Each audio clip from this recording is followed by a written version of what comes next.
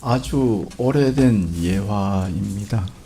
한 동네에 두 사람이 양을 도둑질 하다가 붙잡혔습니다. 동네 사람들은 그의 이마에 인두로, 영어로 ST라고 이마에 콱 낙인을 찍었습니다. S는 양이라는 뜻이고 T는 도둑을 가리키는 말이었습니다. 따라서 이마에 양도둑이라는 낙인을 받은 이들은 이것이 평생 지울 수 없는 부끄러움과 수치로 나타났습니다. 이런 낙인을 받은 양도둑 2명 가운데 한 명은 이 낙인 때문에 동네 사람들에게 손가락질을 당했고, 이런 현실을 이기지 못해서 그 동네를 도망쳐서 먼 나라로 갔습니다. 그러나 그곳에서도 얼마 못 있어서 이마에 찍힌 ST라고 하는 그 불도장이 양도둑이라는 사실을 알게 되어졌고, 이 사람은 얼마 못 가서 또 똑같은 양도둑으로 내몰리게 되었고, 평생 양도둑이라는 딱지를 떼고 살 수가 없었습니다. 그런데 다른 한 사람은 자신이 행한 지난날의 죄에 대한 벌을 받는 것이라 생각하고 내가 죄값을 치르리라 하고 모든 부끄러움과 고통을 감수하고 버텼습니다. 세월이 많이 흘러서 어떤 사람이 어떤 다른 사람에게 저 사람 이마에 왜 ST라고 하는 낙인이 찍혔느냐 묻자 그 사람은 말하기를, 글쎄요, 아마 ST, 영어로 말하면 번역하면 성인, 세인트, 아마 성인의 약자가 아닐까요? 그렇게 말했다고 합니다. 어쩌면 어떤 사람에게는 살다 보면 누구에게도 말하고 싶지 않는 부끄러운 과거가 있을 수 있을 것입니다.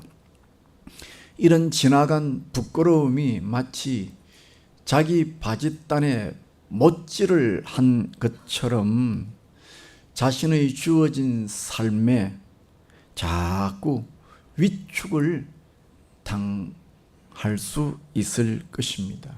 이게 우리의 일반적인 삶의 특징이죠. 그런데 성경에 나와 있는 우리가 잘 아는 믿음의 사람 바울을 보면, 사실 바울도 지난날 그가 고백하기를 나는 죄인의 괴수로다, 그런 고백을 할 만큼 지난날에 대한 부끄러움이 있었습니다. 그러나 그 마음속에 부끄러움이 올라올 때마다 바울은 더 열심히 주님을 위해 살았고, 그리고 오늘 우리가 기억하는 사도 바울이 되었고, 오늘 본문 마지막 부분에 나오는 야곱의 넷째 아들 유다도 역시 그러했습니다. 지난날의 부끄러움 때문에 오히려 앞으로 나아가는 사람이 되었고, 이스라엘의 위대한 축복의 통로가 되었습니다. 오늘 본문은 야곱이 그의 12아들을 축복하는 마지막 유언의 기도이고, 그 가운데 오늘 설교의 핵심의 내용은 그 12아들 가운데 네 번째 아들 유다에 관한 축복을 말씀드리려고 합니다. 그래서 저는 야곱이 12아들에게 축복한 내용 가운데 특별히 넷째 아들 유다에게 한 축복의 기도를 가지고 유다의 예언을 이루어 가시는 하나님이라는 주제로 말씀을 드리고자 합니다. 우선 유다의 예언을 축복하신 하나님이라는 주제를 설명하겠습니다. 유다의 예언이라는 말은 야곱이 유다에게 축복한 예언을 말합니다. 야곱이 그 아들, 넷째 아들 유다에게 축복 기도한 것을 하나님이 이루어 가신다 하는 것인데, 물론 오늘 본문에 보면 하나님이 주어가 되어서 나오는 본문은 없습니다. 그냥 야곱이 그의 12아들에게 행한 마지막 유언이고 축복입니다. 그리고 지난 시간에 말씀드렸던 것처럼 야곱이 요셉의 두 아들에게 기도할 때 드렸죠. 야곱은 자신의 육체에 남아있는 마지막 힘을 다 끄집어내어서 나머지 자녀들에게 축복을 하는 것이죠. 이런 야곱의 아버지로서 그의 아들을 축복하는 것은 단순히 아버지로서 그 아들을 향해서 맹목적이고 본능적인 부승애에 묶여서 한 그런 기도가 아니고, 얼마나 믿음으로 진실하게 기도했든지 이 기도는 하나님의 예언을 전달하는 말씀이 되었습니다. 그래서 오늘 저는 이런 관점에서 유다의 예언이라 그렇게 표현한 것이고, 다시 말하면 야곱이 넷째 아들 유다를 축복한 그 기도를 하나님은 어떻게 이루어 가시는지 하나님의 관점에서 말씀을 드리고자 하는 겁니다. 첫 번째로 유다에게 임한 축복, 그러니까 아버지 야곱이 넷째 아들 유다에게 축복한 그 유언의 축복이 하나님께서 이루어 가실 것인데, 그 이루어 가시는 하나님은 어떤 분이시냐? 우리 작밤 기도회 때 많이 말씀드렸죠. 하나님이 어떤 분이냐 하는 것을 아는 것은 신앙생활의 첩경이다 말씀드렸잖아요. 하나님은 어떤 분이시냐? 유다의 예언을 이루어 가시는 하나님은 어떤 하나님이냐? 주권을 행사하시는 하나님이다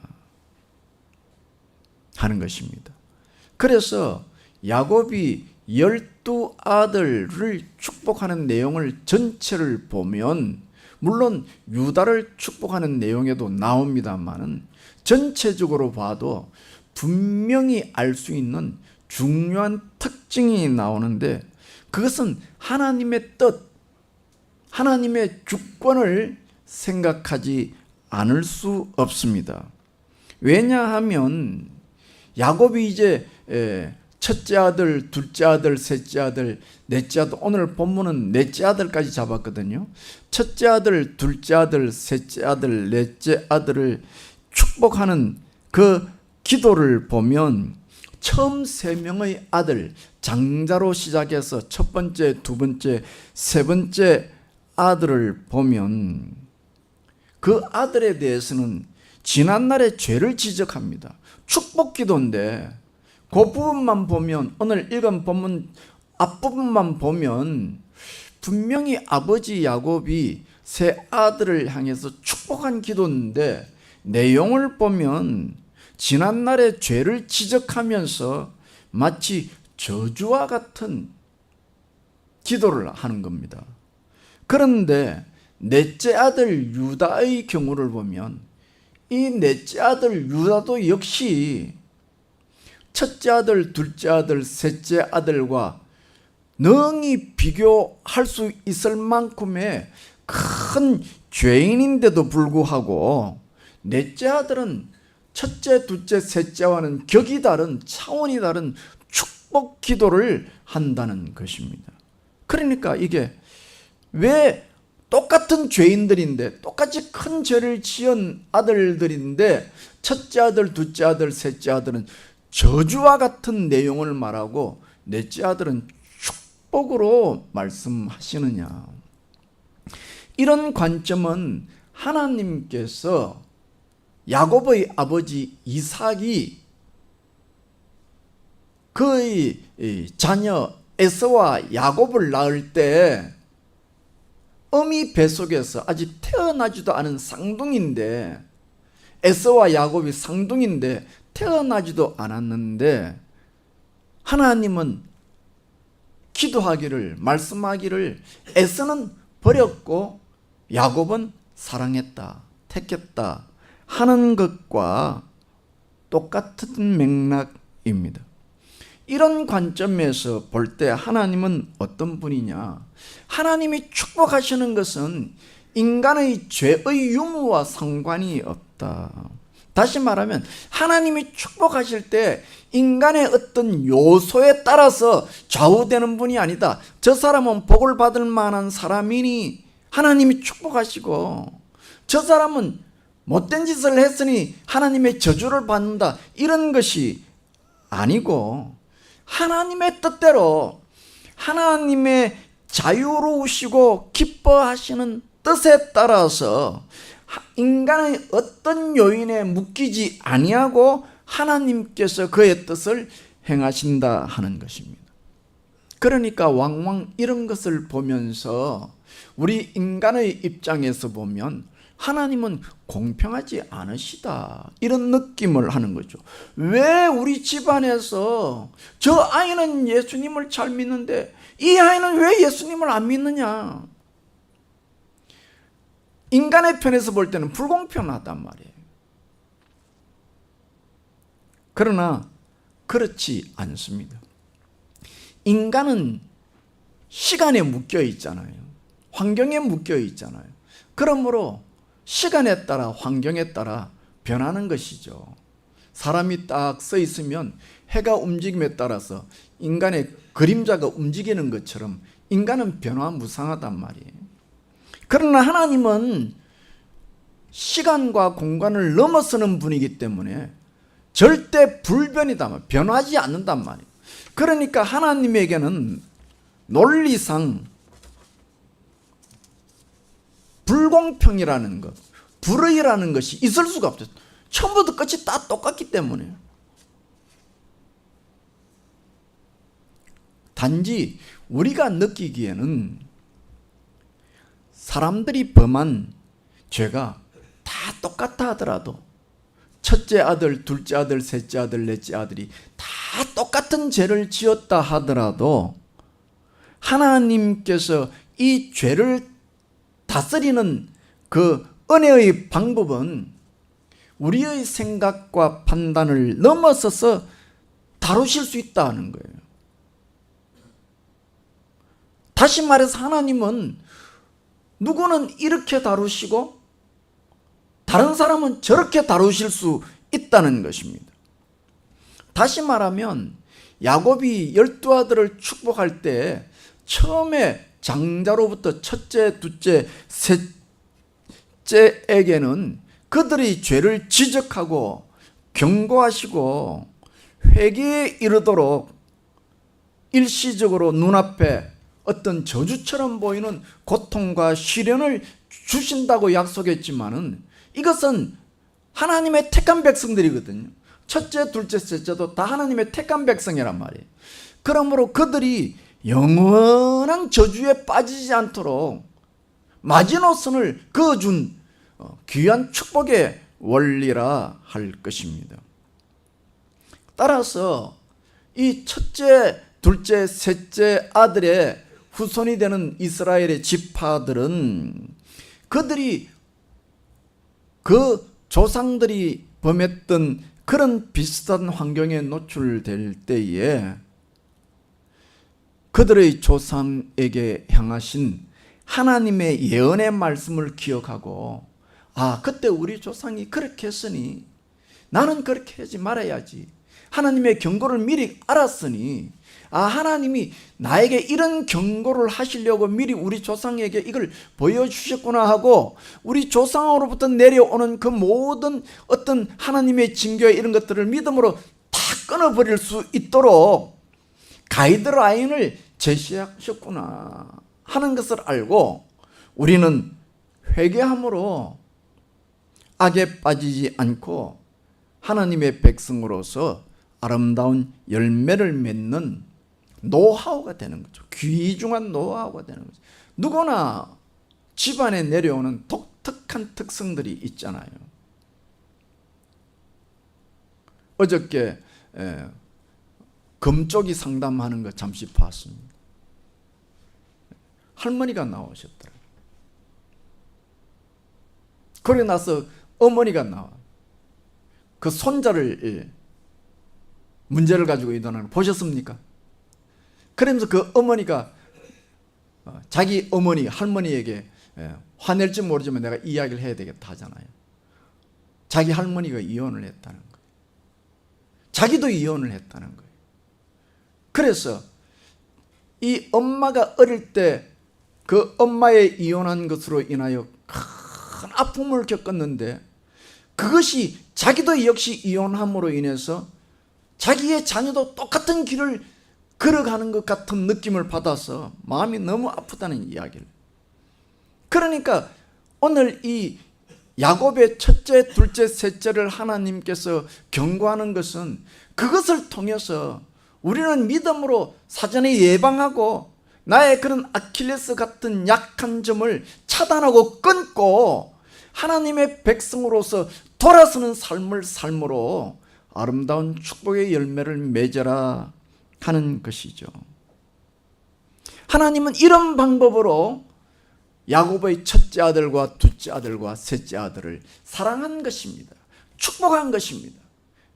눈으로 볼 때에는 마치 그게 징계와 같고 아픔 같고 저주 같은 내용 같이 보이나, 그것은 그것이 아니라 하나님이 그들을 사랑하시는 방법이었습니다. 따라서 하나님께서 우리가 보기에는 왜 내 큰아들은 축복하고 둘째 아들은 축복하지 않나? 첫째는 예수를 잘 믿는데 왜 둘째는 잘 안 믿나? 그것은 하나님의 주권적인 통치를 통해서 각 인생마다 다루시는 역사의 방법이 다르다는 것입니다. 이것을 보고 우리는 하나님의 주권이라 그러고, 이것을 피조물된 우리는 어떻게 받아야 하느냐? 로마서에 유명한 말씀이 있죠. 너 진우가 어떻게 토기장이에게 왜 나는 접시를 만들고 옆에 있는 진흙은 항아리로 만드느냐고 항의할 수 있느냐? 우리가 누군데 감히 하나님을 힐문할 수 있느냐? 그렇게 이야기하죠. 온전한 말씀이죠. 한번 생각해봐도 얼토당토하는 거예요. 피조물이 어찌 하나님을 힐난할 수 있으며 피조물이 하나님의 생각을 어떻게 알겠습니까?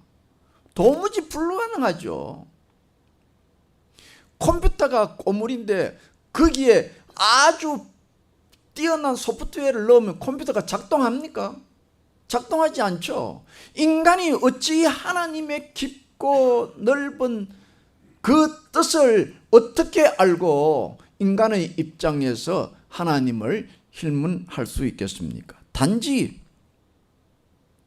그저 하나님이 나를 향하여 나를 부르시고 나에게 은혜를 주신 것에 대하여 무릎을 꿇고 주님은 오직 나의 주인이시요 여호와심을 고백하고 경배해야 할 것이고, 저도 작방기도 때 말씀드렸지만 이야기했잖아요.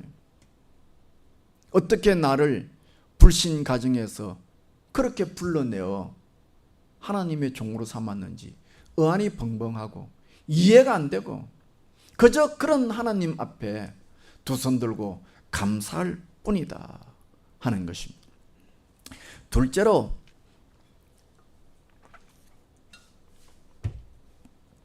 하나님은 유다의 예언을 어떻게 이루어 가느냐, 방법입니다. 한마디로 말하면 점차적으로 이루어 가신다. 성경을 보면 이걸 꼭 아셔야 돼. 반드시 이걸 아셔야 돼. 하나님은 역사하실 때 점차적으로 반복적으로 이루어 가신다. 성경을 보면 하나님은 야곱을 통해서 이 유다 후손들이 이스라엘의 지도자가 될 것을 예언합니다. 그리고 오늘 본문에 사자 새끼라고 그러잖아요. 사자라는 것은 동물의 왕 가운데 최고의 짐승 아닙니까? 그런 지도자가 될 것이라고 예언합니다. 그러나 이 예언을 한 성경의 역사를 보십시오. 야곱이 유다에게 사자 새끼가 되겠다고 예언했지만은 그 즉시 유다가 사자 새끼가 됩니까? 아니죠. 성경을 보면 야곱이 유다에게 예언한 이후로 유다의 이야기가 안 나옵니다. 성경에. 그러면 야곱이 유다에게 사자 새끼라고 예언한 다음에 무슨 이야기가 나옵니까? 이 야곱 이야기는 창세기의 마지막 부분이 나오잖아요. 그러면 창세기 다음에 출애굽기인데 출애굽기가 시작되면서 누구 이야기가 나옵니까? 모세의 이야기가 나오잖아요. 그러면 모세는 어느 지파입니까? 유다 지파입니까? 아니죠. 레위 지파죠. 그래서 모세를 통해서 제사장이 나오잖아요. 그러니까 야곱이 유다를 축복하면서 사자 새끼라고 이스라엘의 지도자가 될 것이라고 했지만은 성경을 펼치면 유다 이야기는 당장 안 나와요. 안 나오고 레위 지파가 나오는 거예요. 그러면 또 성경을 보자고. 모세가 죽은 후에는 누가 대를 이어받죠? 여호수아가 받잖아요. 그럼 여호수아가 유다 지파죠? 아니잖아요. 에브라임 지파잖아요. 그러니까 야곱이 유다를 축복했지만은 축복했다고 그 자리에서 무슨 대박이 터져서 유다가 갑자기 사자가 되는 것이 아니고 한동안 이름이 없어. 그러다가 여호수아가 죽은 후에 제일 먼저 그들이 이스라엘 백성 12지파가 모여서 하나님 앞에 기도하잖아요. 하나님, 어느 지파가 앞장서서 공격하겠습니까? 그때 하나님이 비로소 콕 집어서 유다 지파를 딱 집는 거예요. 그리고 이스라엘의 첫 번째 사사가 누가 나오느냐? 유다가 나온다 하는 것입니다.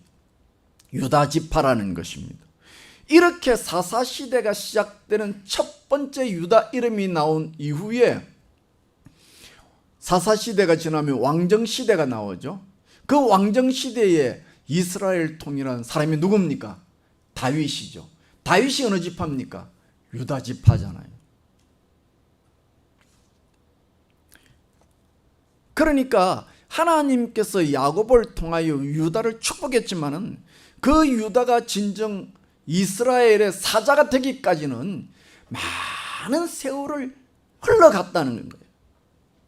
오늘 본문 8절에 보면 유다야, 내 손이 내 원수의 목을 잡을 것이요 내 아비의 아들들이 내 앞에 절하리로다. 이 말씀은 1차적으로는 유다 지파가 이스라엘의 지도자가 되어서 원수들을 물리치고 나라를 세울 것인데 그 유다 지파의 두목인 다윗이 이스라엘 모든 지파 사람들에게 절을 받을 것이다 하는 예언으로 다윗에게 1차적으로 성취될 것입니다. 그러나 다윗 이후에 유다 지파를 통해서 나오는 왕들이 시시때때로 연약하고 불안하죠. 그러나 하나님께서 유다 지파를 통하여 왕이 나오겠다는 그 예언이 어렵지만은 계속 유지되잖아요. 그래서 이스라엘 백성들이 하나님의 말씀을 보고 사모하게 되지는 거예요. 유다는 사자지파라고 그랬는데 현실적으로 역사를 보니 이스라엘의 약한 왕들이 너무나 많이 나오고 불완전한 왕을 보면서 성경의 예언은 진짜 사자, 이스라엘의 진짜 통치자가 오시기를 사모했죠. 그게 뭐예요? 메시아잖아요. 그래서 그 사모함을 통해서 오늘 본문의 실로가 오시기까지 하는, 다시 말하면 예수 그리스도를 바라보게 된 겁니다. 그러니까 야곱이 유다 넷째 아들에게 축복한 것은 단순히 넷째 아들 유다의 당대에 무슨 이루어지는 복의 예언이 아니고 그게 예수 그리스도까지 흘러가는 그런 복이다. 그래서 예언이라고 한 것이죠. 그래서 유다에 향한 예언은 예수 그리스도가 오심으로써 성취되어지는 그런 복이기 때문에 그런 복이 점차적으로 점진적으로 흘러가면서 성취된 것이다 하는 것입니다. 그리고 이런 통치의 어떤 핵심적인 그리고 상징적인 표현은 오늘 본문에 보면 홀이라는 거죠. 홀, 규라는 말이에요. 지팡이라는 말이에요. 통치를 뜻하는 지팡이, 이것이 유다를 떠나지 않고 치리자의 발 사이에 있겠다고 한 것은 다시 말하면 실로가 오시기까지, 다시 예수 그리스도가 다시 재림하기까지 교회가 영적 통치권을 가지고 이 세상을 다스리겠다, 그런 말씀이 되어질 것이고, 예수님이 오시면 이 모든 세상을 복종하고 모든 백성으로부터 경배를 받을 것입니다. 핵심은 하나님은 축복하실 때 어떻게 한다고요? 꼭 하셔야 된다. 어떻게 하신다고요? 점차적으로, 점진적으로. 그러면 하나님께서 유다의 예언에 점차적으로, 점진적으로 이루어 가시면 그 결과가 뭐냐? 예수 그리스도께서 오심으로 진정한 승리를 거두신다는 거죠. 그리고 그 진정한 승리에 대하여 오늘 본문 마지막 부분을 보면 시각적으로 아주 뛰어난 표현을 사용합니다. 그의 나귀를 포도나무에 매며 이렇게 표현합니다. 그러니까 지금도 포도나무는 귀한 나무잖아요. 그죠? 포도원을 가진 농부는 참 귀하잖아요. 그런데 그 당시는 말할 것도 없겠죠. 이스라엘 그 팔레스타인 땅에 포도원을 가지고 있다면 그건 말할 것도 없겠죠. 그런데 포도나무가 지천에 깔려 너무너무 많아. 너무너무. 그래서 실로가 나귀를 타고 오면 그 나귀를 어디에 맨다고요? 포도나무에 맨다고요. 아니, 나귀를 매는 거는 어디 말뚝에나 하나 박아가지고 거기다 매야지 왜 귀하고 귀한 포도나무에 맵니까? 포도나무가 너무너무 많아. 전부 다 포도나무예요. 그러니까 뭐 그 귀하고 귀한 포도나무에 그냥 나귀 줄 매는 일을 할 만큼 풍성한 역사가 일어납니다. 또 옷을 포도주에 빨며 그랬습니다. 그러니까 여러분 이제 잘 모르지만 그 옛날에나 지금이나 포도를 따면 포도즙을 만들잖아요. 그죠? 이런 큰 나무로만 통에다가 포도를 가득 붓고 사람이 올라가서 지근지근 막 이렇게 밟대요. 이렇게. 근데 포도를 많이 넣으니까, 너무 많이 넣으니까 포도즙이 옷에 튀어. 그래가지고 그 옷이 어떻게 했다고? 전부 다 벌겋게 물을 들었대. 포도주로, 포도즙으로 옷을 빨았다는 그 말이에요. 다시 말하면 포도가 대풍년이란 말이에요. 역시 경제적으로, 영적으로 풍성함을 입을 것이다. 예수 그리스도의 완전한 승리가 있는 날에는 풍성함이 있을 것인데, 이 결과의 복을 생각할 때 또 생각해야 할 것은 이것은 점차적으로 이루어진다. 이 풍성함이라고 하는 것은 우리 편에서 보면 한 술에 배부른 축복이 아니다. 한탕 노리는 축복이 아니다. 우리 믿는 사람은 꼭 아셔야 합니다. 한 번에 배부를 축복이 아니다. 한탕주의가 아니다. 무슨 대박이다가 아니다 말이에요. 어떤 사람은 교회 다니면서 이 대박을 좋아해가지고 핸드폰에다가 핸드폰만 열면 대박이네, 대박이요, 이래서 참 안타까운 거예요. 그리스도인이 누리는 복은 대박이 아닙니다. 한순간에 뭔 큰 걸 끄집어내는 것이 아닙니다. 점진적인 것이라고요. 그렇기 때문에 우리 믿는 사람은, 저도 그걸 많이, 저도 안 믿는 집안에서 목사가 되었기 때문에 이걸 많이 이야기합니다. 생각합니다. 내가 예수 믿었는데 왜 나에게 똑 부러지는 역사가 안 보이느냐? 무엇 때문이냐? 그것 때문에 실망할 때도 많고 좌절할 때도 많고 잘못 믿은 거 아니냐 할 때도 있습니다. 그러나 하나님의 복은 어떤 거라고요? 점진적으로 내 당대의 모든 것을 다 보겠다 생각하지 마십시오.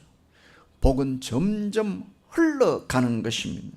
그러므로 내가 예수 믿고 애썼지요.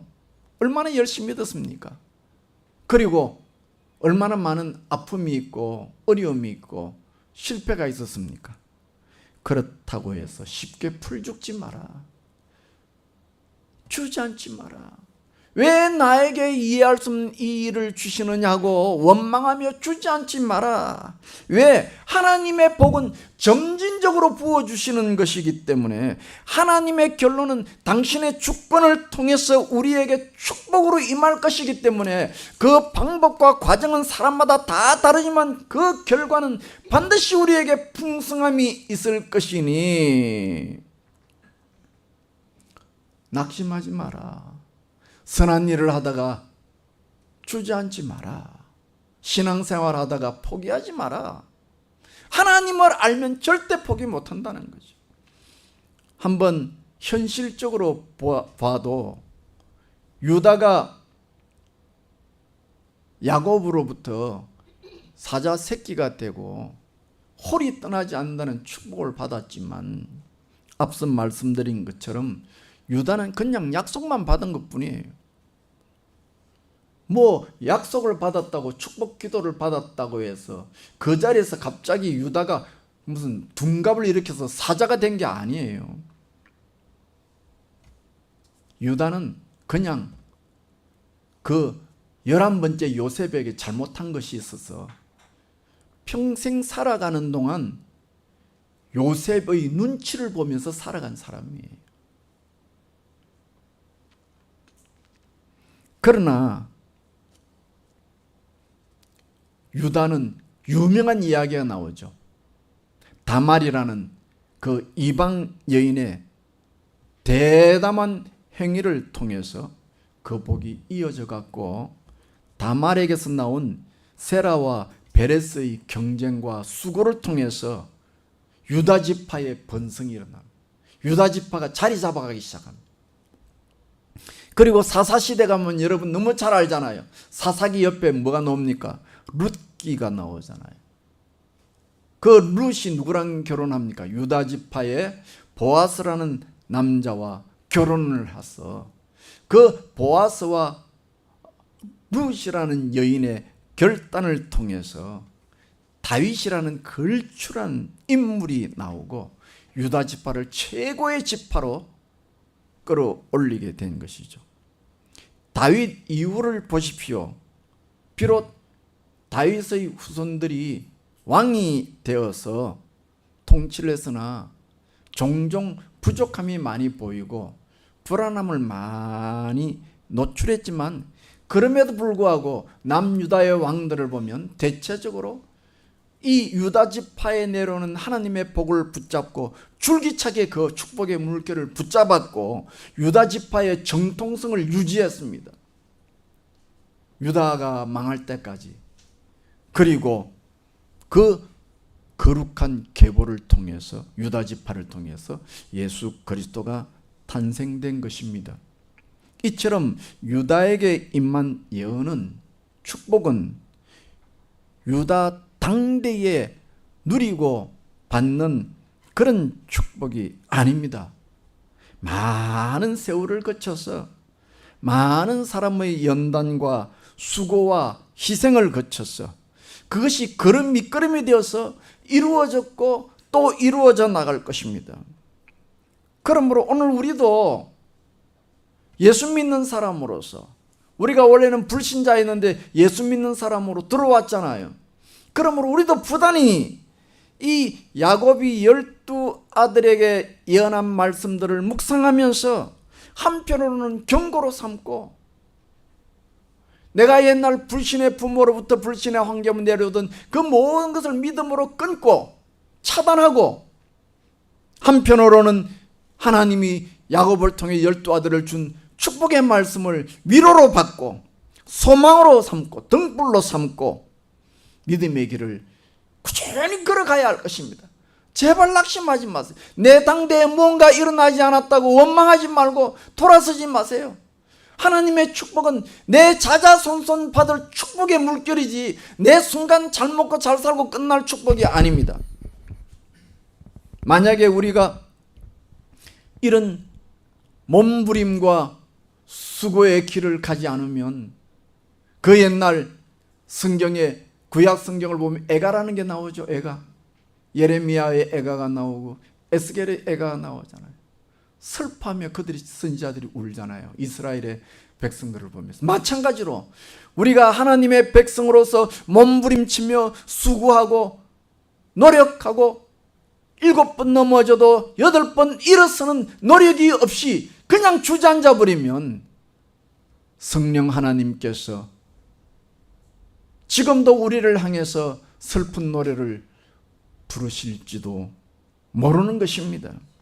그러므로 성도 여러분, 힘을 내셔야 합니다. 도중에 포기하면 안 됩니다. 좌절하면 안 됩니다. 하나님의 복은 점진적으로 흘러갈 것입니다.